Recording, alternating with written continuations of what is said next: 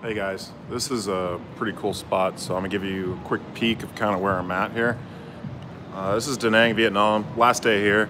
Gonna be leaving tomorrow, or leaving this afternoon.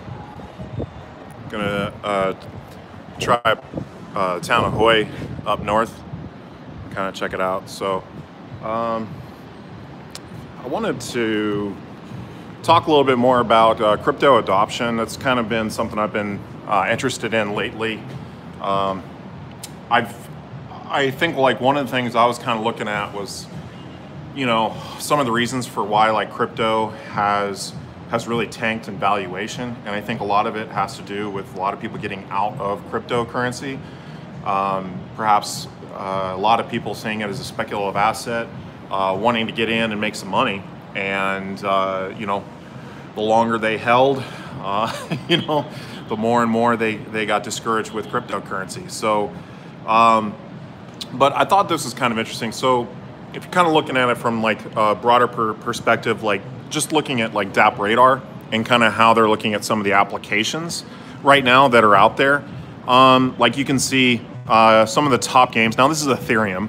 So you have games, you have the collectibles. I would almost like include like crypto kitties in here with this one, but the collectibles, the marketplace, the gambling, which was much higher before on Ethereum, with a lot of like the FOMO games and some of the other ones. Some different things kind of going on like in these areas. So, I've been involved in a lot of the earnings platforms, and a lot of the earnings platforms are involved in the exchanges. They're doing arbitraging. They've got their own trading bots. They've got some different ways of making money on their own token or fees within the exchange, or master nodes, or staking. There's a lot of different ways to make money in cryptocurrency, and I would say like 95% of the cryptocurrency market, like that's really all they care about, is making money. Like I've met with a lot of people that have some interesting concepts and ideas when it comes to cryptocurrency, and I've had to try to kind of simplify things to that. Like how does this make money? Like how does this make the person money? And that I feel like has helped bring people into cryptocurrency. It's not always, what does it, but that was the big phenomenon that we saw with a platform like BitConnect last year. There was a lot of people that were getting involved with that platform. Like the amount of like user adoption in that platform was huge. And we're seeing that now with some of the earnings platforms are starting to grow and grow as more and more people are becoming aware of them. Some of them have been around longer than others, and I think that they offer different layers of transparency to what they're doing. I've seen the limitation, like we all know that like Ethereum has its limitations, and so you've seen like EOS and Tron dApps have really exploded in terms of their user adoption, and these numbers have been higher at different times. We're seeing more in terms of how this is tracked, and these numbers can be manipulated somewhat. And just a perfect example is I've been showing this not too long ago, and well, this has changed, but this one ETH was number one just maybe 15 minutes earlier when I was looking at it.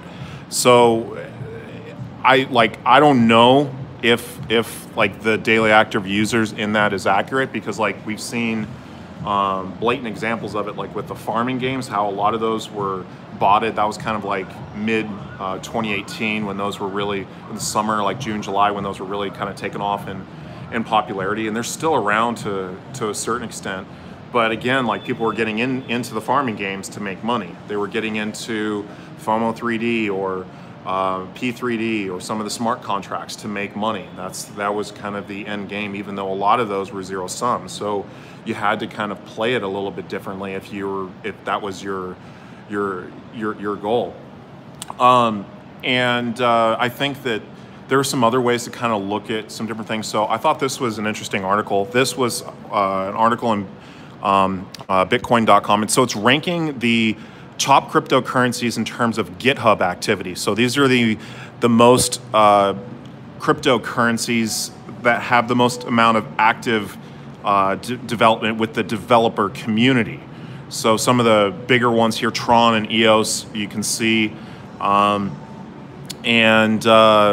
I tried going to this website, I was having some issues. Like it still says processing, so I'm not really sure what's going on.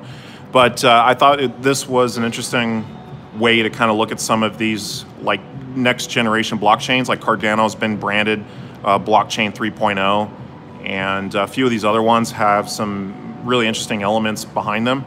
Whether or not they'll kind of take off in adoption, I think a lot of that has to do with some of the marketing behind it, and people just wanting to get into this. And part of it, I feel like, is going to take people that there's a lot of people that were never in cryptocurrency that like got into BitConnect last year because of the of all of the kind of success stories out there of people that were making money doing that. Now, there's been some other platforms that have come up that have kind of taken the role in that space. They're having some issues right now. Like, you know, I think that if like the arbitraging is currently, you know, dealing with some updates, and so like I had seen this, and so there were some glitches that were happening on the back end where like some people were getting multiple deposits. And what's interesting about this community is some of the people that were seeing that were reaching out to some of the main people with arbitraging and letting them know this is happening, because if it's happening with them, it's happening with a lot of other people. And it was really refreshing to see that a lot of these people had the best interest of the community at hand. They really wanted this to kind of get fixed, because they did this whole new rollout with this platform where they recoded the entire back end, and you're seeing a little bit of bugginess. Like I think I had that on my last stream where like 2 blocks opened up at the same time. So this happens, like if you've been in the coding world, like I've dealt with this on some different levels with like the electricity trading platform that I was involved with several years back when I was doing it, and I was really involved with the rollouts and the developments and fixing discrepancies and things like that. So now their plans right now is to kind of allow the coin exchange, which has a huge price difference. So I've been kind of documenting that, but they're going to allow external ARB to come in. So there's a lot of negativity sometimes behind these earnings platforms. There's a lot of comparisons to BitConnect. I've tried to kind of steer people away from that, because you know, they're kind of 2 different things. They're very different in a lot of ways. I mean, just from the most simplistic standpoint is that it's you know, one is based in Bitcoin, and a lot of these other ones they're all based in Ethereum, and they have a little bit more transparency behind some of the transactions that are going on. So I think that we're going to continue to see like FUD. We're going to continue to see some of these platforms potentially scam out. Like even if you had proof of like of some of the arbitrage trading or some of the aspects behind the platform, it doesn't mean that it's foolproof. I mean, that platform can still fail, and there's the potential for that.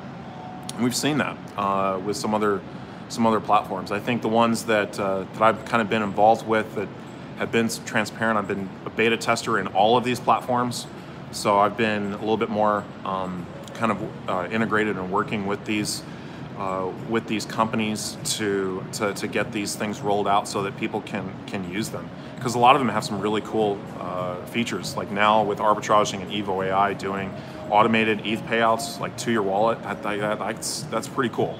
That's pretty cool. You don't have to get into your actual account. You can automate a lot of things. You can set this up for other people if you have a little bit more experience with this. But I don't know if it's the earnings platforms that it's going to bring the masses into crypto, and so that's why I'm looking at some other projects like the Coin Lotto and some of the gambling games. Like we've seen those really take off in adoption with the FOMO 3D project, with the Hourglass contracts earlier this year. But Personally, I think it's going to be kind of like a mix of gambling and some of the games and some of the like higher end gaming, that perhaps with a combination of both of those into something very innovative and unique. I think that we may see a project like that really take off in 2019. Let me check on the chat a little bit. Set up ETH node and stake it when it goes to proof of stake. There's like staking is it doesn't have the same interest rates or rates of return, but it is a much safer way to earn a little bit of cryptocurrency, like by running a node of sorts. Like I've been very interested in running some privacy coin nodes. Haven't set it up yet, but I want to get more involved in doing that and doing tutorials for people to get into that.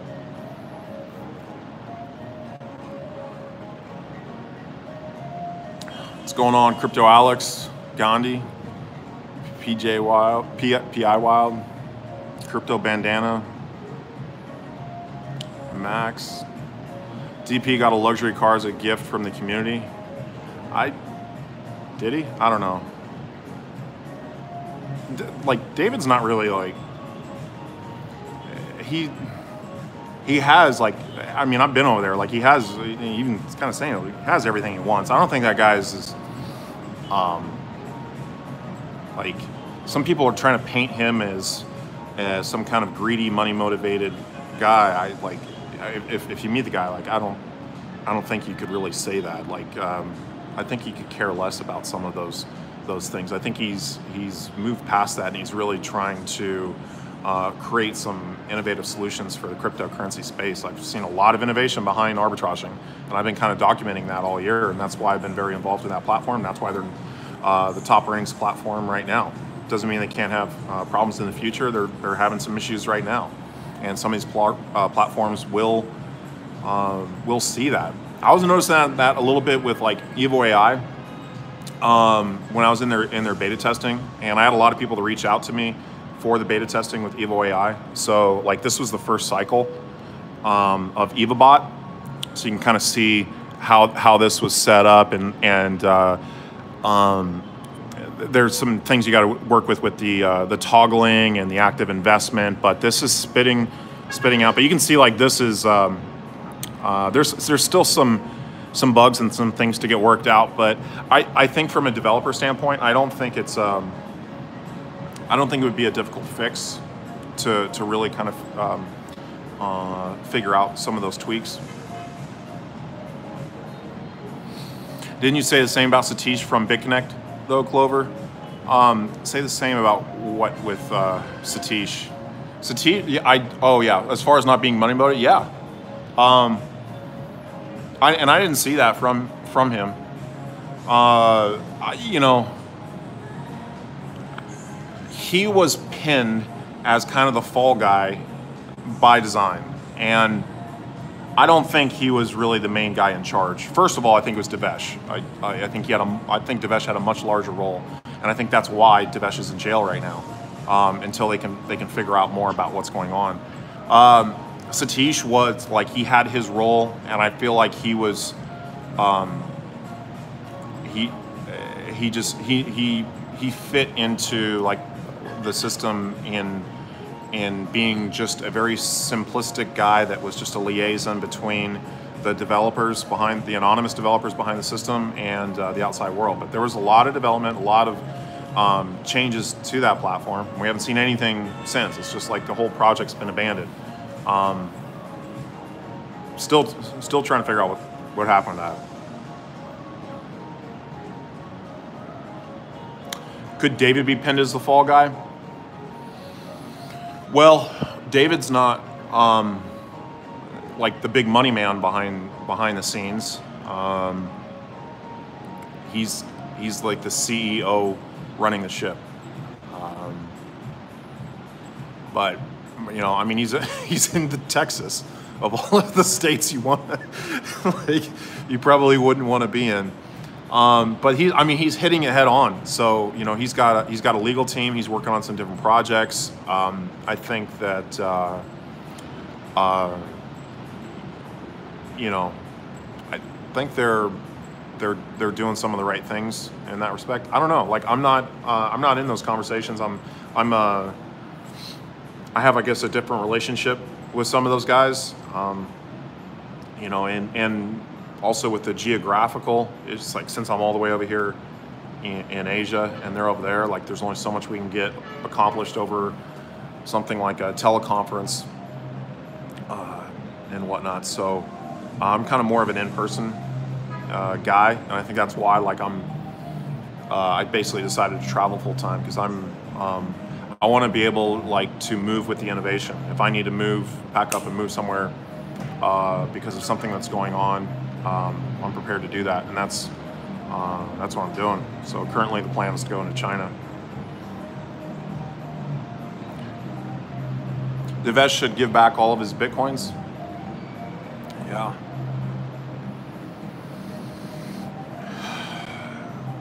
There's a lot of people behind the scenes. I think it's an American concept to pin it on one guy.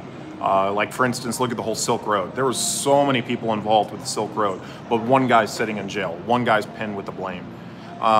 There was a lot of people involved behind BitConnect. Like that's been pretty out there. There's just only so many people that were public or kind of known, and I think people are still really interested in that, in what happened with that. I'm still following it.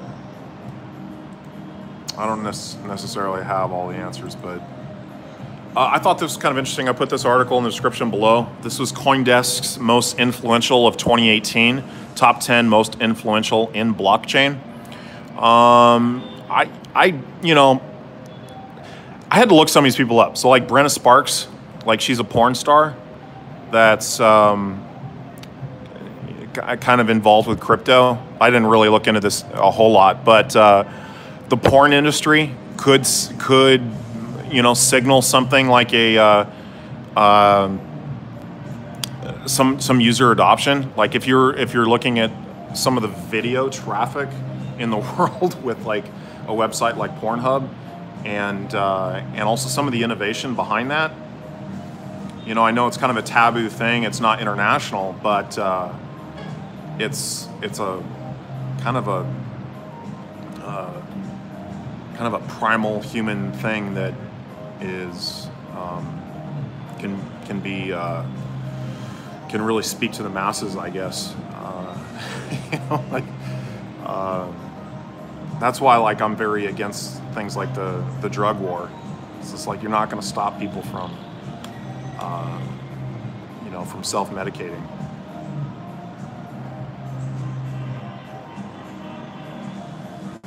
Please do videos on the cost of living and food in Asia. I want to get into do more in like travel vlogs. I'm kind of changing my setup, and I'm getting a little bit more condensed and organized. It's so beautiful here. I haven't got a chance to go see this. That statue off in the distance is bigger than the Statue of Liberty. It's a giant Buddha statue that's out there on that cliff. And that kind of reserve right there is called Monkey Mountain. And you can go to the top, and there's a lot of wildlife. It's called Monkey Mountain for a reason. There's a lot of wild monkeys that you can run into there.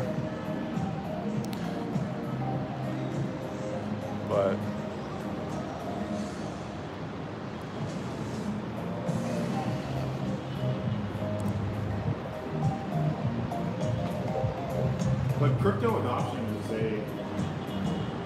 it's a big what's going to bring in a mass adoption. The market's really up today. I'm seeing the market cap. We may have seen a bottom. 134 billion right now. I don't see that dropping below 100. So perhaps that was the bottom. We still got the Lunar New Year coming up, but I don't see it dropping below that. It's been a very green day. Let's see what some of the losers are. Digitex. Good time to get in some Digitex, huh?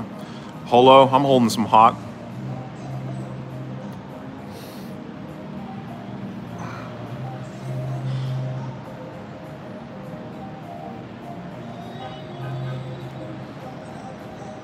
Yeah, so I'm scared of heights. So like some of these infinity pools where it kind of goes, they scare me. Just, I don't get too close to the edge. Happy Proof of Keys Day. Yeah, I've been looking into that a little bit. A couple of YouTubers talking about that. And it's also the anniversary of the Genesis block. Maybe not for you guys because it's still the 2nd, still January 2nd back in the States, but it's the 3rd here. So today is the 10-year anniversary.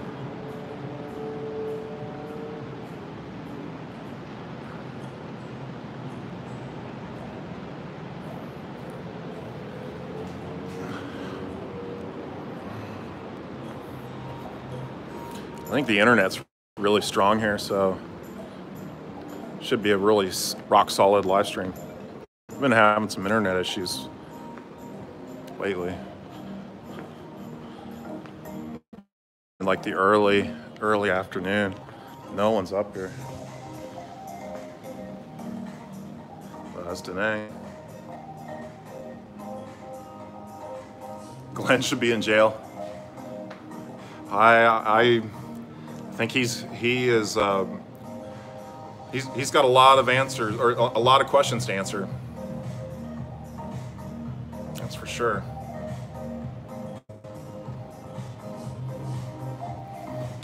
Some of the marketing tactics that he was doing, I think were maybe could be considered illegal. I didn't really agree with some of the things he was doing. Some of the stuff he's doing was kind of innovative, or not really innovative, but just smart from a marketing standpoint. But he was also kind of done in a very greedy way, because he was essentially trying to get like the entire US BitConnect tree like funneled underneath him. So like he saw guys like me as competition because I'm an American, and I was trying to, you know, build a team, but not as aggressively as he was. So, and that was kind of one of the things, like, I mean, I want to maybe talk a little bit more about BitConnect some other time, but I think one of the things that a lot of the negativity that came from that, like you have to look at, there was more money to be made by doing videos and advertising those, like pumping money behind them and getting people to sign up, because the biggest thing with BitConnect is getting people to sign up underneath you. Once they were locked up underneath you, typically they're not going to change, or they're not going to find a new sponsor or whatever. So I had a lot of people that followed me and were kind of in my community that weren't in my network. You know, they signed up with somebody else, you know, somebody that was doing an advertisement on YouTube or something. They signed up with BitConnect there, but ultimately when they started looking for more information and doing more research, they ended up finding me.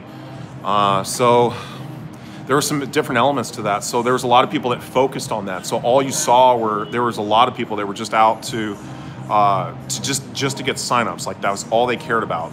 And so when they were spamming YouTube and spamming all the social media networks, like the masses, that's what they saw. And they didn't see a lot of the earlier people in BitConnect that weren't necessarily doing that. So, you know, and then you had some of the people that had been in BitConnect a while, that had been marketing it, that saw the same thing. Like there was more money to be made by just pumping out videos, doing advertising, and just, you know, trying to get as many people signed up as you could, as opposed to doing more like due diligence and tutorials or things like that. Like there's a competitiveness to it in that sense, you know. And that was kind of some of my frustrations I was venting with Satish, you know, at certain times. Like, you know, you gotta see this for what it is. It's not, you know, this is not going to work. It works in Asia because people in Asia aren't doing that. Like they're building networks, they're building teams the right way, and there's more teamwork and commitment. The first BitConnect event was in McDonald's in the Philippines. So that I kind of know what you're talking about, but like a lot of those events were put on by kind of the regional people. So that was like their own event. It wasn't necessarily affiliated with BitConnect. You know, there wasn't really a whole lot of official people with BitConnect. There was really nobody that was kind of, you know, working with them. But I always end up talking a little bit too much about BCC, because that's what a lot of people still have pretty weighing heavily on their minds, is that everyone wants to compare every crypto project to that. So I hope we get some sort of answer soon. Maybe I gotta go to India.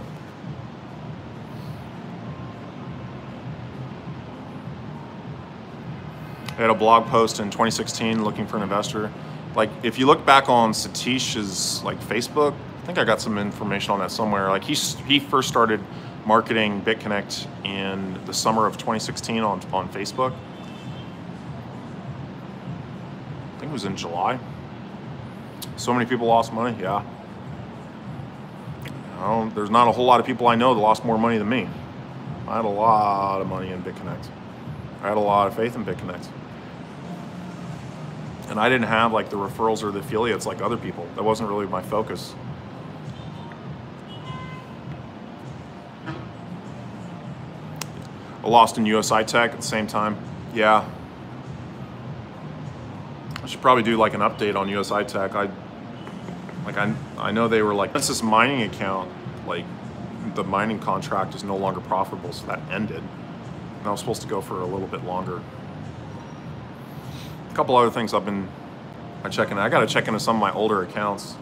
I had some crypto friends that like messaged me and they're like, yeah, like I logged into one of my old accounts, you know, from last year, and I got, you know, like $6,000 in there. I was like, that's cool. I remember doing that one time. I got into, I think it was Hit BTC. It was right around the time, I think, when BitConnect was getting listed there. And so I set up an account with Hit BTC, and I put a bunch of, I think I put a bunch of Bitcoin on there. And that was like before the fork or something. Before the Bcash fork, I think. And then I just forgot about the account, and I had logged in, I think it was like 6 months later, and I had some Bitcoin in there, I had some Bitcoin Cash, I hadn't been touched. I was like, oh, that's cool. So I still got a bunch of like shitcoins on all these different smaller exchanges. I got shitcoins on like 15 different exchanges. Not very much, just a little bit on all of them. And please travel India. Yeah, I'm interested in going there. I want to go to Bangalore, New Delhi, Surat, Mumbai. Yeah, so those are some of the areas I'm looking at. One of the places I think I really want to go to is Lahore, Pakistan, and spending some time over there trying to find some really good developers, some teams that I can work with, and maybe do some really simple crypto projects for people that may help with adoption or may help with people kind of getting into the space. So I've thought about you know, kind of looking in that region.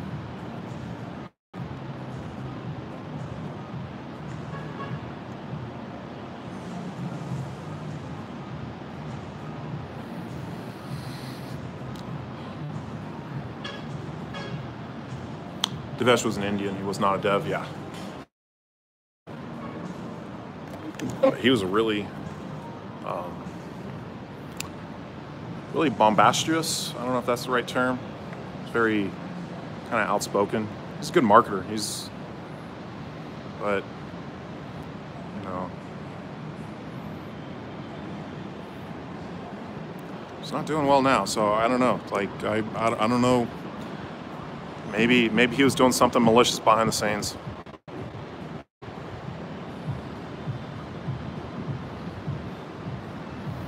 He's definitely not a dev.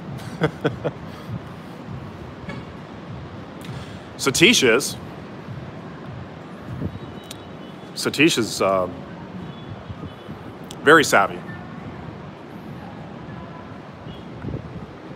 And it's got a cool shot of like the backdrop against the mountains here. Downtown there. Any news on the wife that went missing? No, like that's a good question. I've been trying to get a hold of John. I really like John. I feel bad for him, but man, people were pissed with him. And they put all the blame on him, and he just went through hell.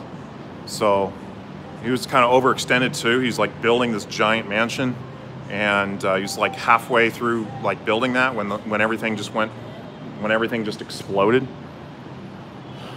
But as far as like, I have not got an update from that, and they were treating it as a murder case since they couldn't find her. So I'm sure I'll get some more information on that situation at some point, but everything's kind of legally sticky in a sense. Like people are still, I guess maybe they're absconding, legally absconding. They're just not making themselves available, like Satish, Glenn, some of the other people behind BitConnect. So we may not get the full truth, but there has been some developments to kind of track some of the transactions on the blockchain. There has been some work with that. So we could see some information come out of there from that. Yeah, we all want answers. Everyone wants answers. All right, guys. I think that's it for me. Appreciate y'all staying online. I'll try to get in on once I get moved up here to Hue. All right, guys.